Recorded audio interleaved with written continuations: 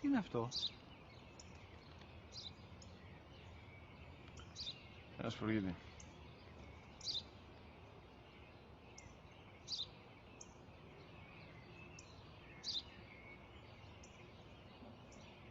Τι είναι αυτό? Μόλις τώρα στο είπα, πατέρα, σπουργίτη είναι.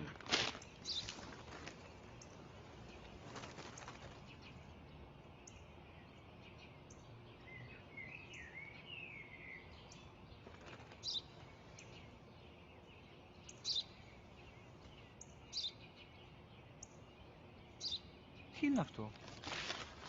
Ένα σπουργίτη είναι, πατέρα. Ένα σπουργίτη. Σπου-γι-τι!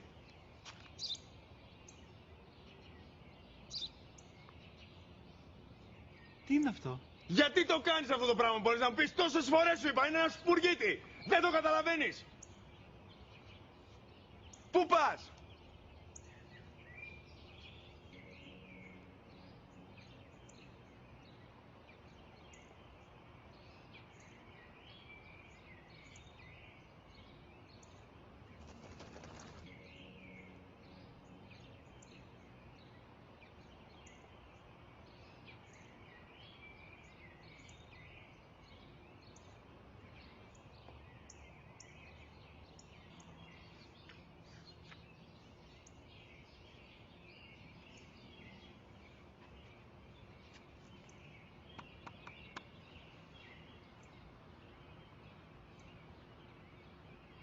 Δυνατά.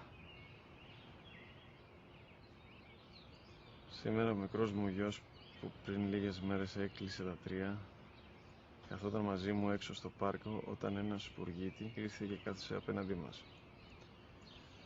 Ο γιος μου με ρώτησε 21 φορές τι ήταν αυτό και του απάντησα και τις 21 φορές ότι ήταν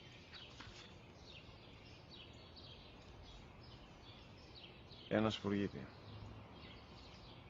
Τον αγκάλιασα τρυφερά και τις 21 φορές που μου έκανε την ίδια ερώτηση ξανά και ξανά,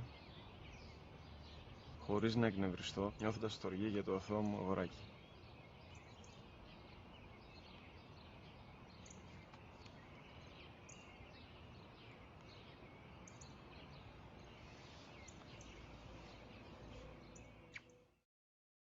وقضى